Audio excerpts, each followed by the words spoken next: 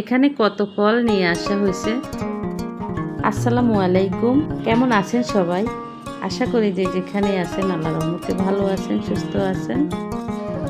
যাই হোক, দেখেন এখানে কত রকমের ফল নিয়ে আসা হয়েছে।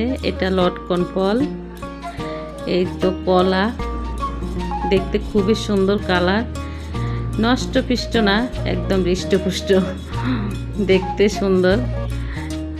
এই তো কলা, এই তো রূপালি আম আর আনারস। এই ফলগুলো নিয়ে যে আমাদেরকে দেখতে এসেছে আমাদের বাসায়, এগুলোর পিছনেও রয়েছে কঠিন এক ভালোবাসার বহিঃপ্রকাশ। যাই হোক, যে এগুলো নিয়ে আসছে তাকে আর ভিডিও করলাম না, আমরা খেয়ে দিয়ে তাকে দোয়া করব এটাই।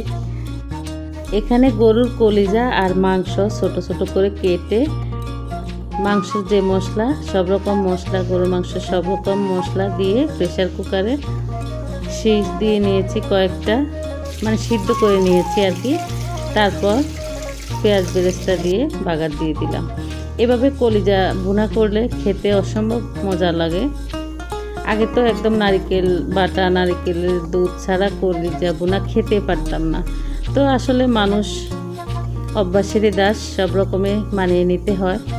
তো এখানে আর কোনো নারকেলের দুধ, নারকেল বাটা কিছুই দেই নাই, এমনিতেই কলিজা আর মাংস একসাথে ছোট ছোট করে কেটে ভুনা করে নিয়েছি।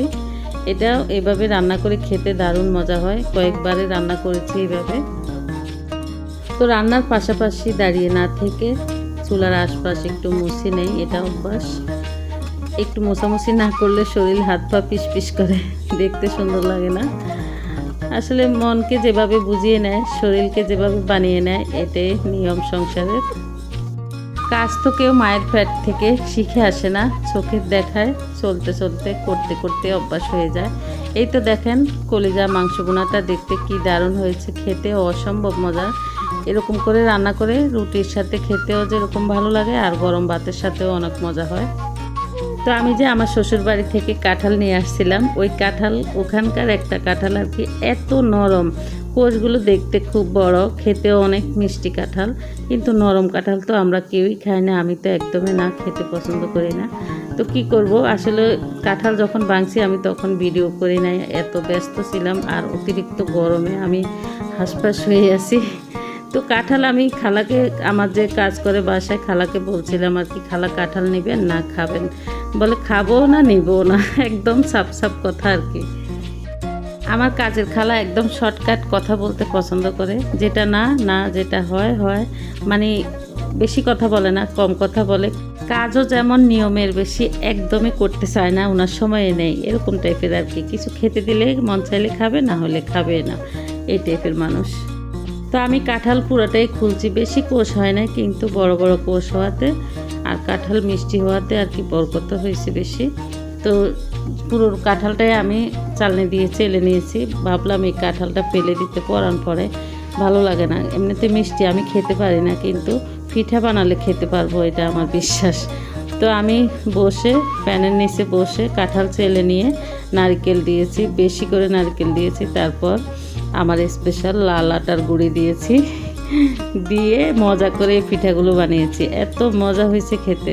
এই পিঠাতে কোনো চিনি মিষ্টি দিতে হয় নাই, এমনিতে কাঁঠালের মিষ্টি অনেক বেশি, মাশাল্লাহ খেতে এত মজা হয়েছে। তো আমি যখন পিঠা বানাই তখন খালাও আমার বাসায় কাজ করতেছে, পিঠা বানানো শেষ, খালা যখন চলে যাবে বলতেছি, খালা পিঠা বানিয়েছি, খাবেন কি না? বলে দাও, পিঠা খাবো। তখন 2-3টা পিঠা খেয়ে পানি খেয়ে গেছে, বলছে মজা হয়েছে খেতে। তো আমার বাবার বাড়ি থেকে কিছু নারকেল নিয়ে আসছিলাম, তো নারকেলগুলো কোরানো হয়েছে, কিছু নারকেল ফ্রিজে রেখে দিয়েছি, আর কিছু নারকেল এভাবে গুড় দিয়ে এইভাবে করে রাখি আর কি, বক্সে করে রেখে দিলে যখন তখন মেহমান আসলে কিংবা নিজেরা খেতে ইচ্ছে করলে পিঠা বানিয়ে খাওয়া যায় আর কি।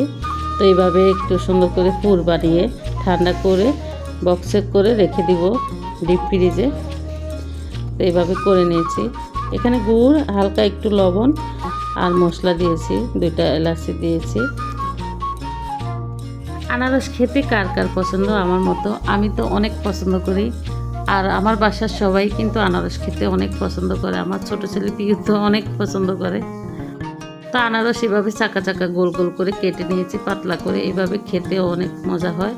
তো একটু লবণ ছিটা দিয়ে দিলাম, তার উপরে মরিচ গুঁড়া হালকা করে দিয়েছি। এভাবে খেতে দারুণ মজা হয়। বেশি গরমের ভিতরে আনারসের গ্রান যে বের হয়, এত সুন্দর মিষ্টি মিষ্টি গ্রান, আর আনারস খেতেও দারুণ মজার। গরমের ভিতরে মার্কেটে যে কোনো জায়গায় রাস্তায় গেলে কিন্তু দেখবেন রাস্তার পাশে আনারস কাটে, এত সুন্দর গ্রান, ওখান থেকে আমি আনারস কিনে খাই, আমার কাছে ভালো লাগে। এই তো আজকের মতো এখানেই বিদায়। সবাই ভালো থাকবেন, সুস্থ থাকবেন, আমার জন্য দোয়া করবেন, আমিও সবার জন্য দোয়া করি। আল্লাহ হাফেজ।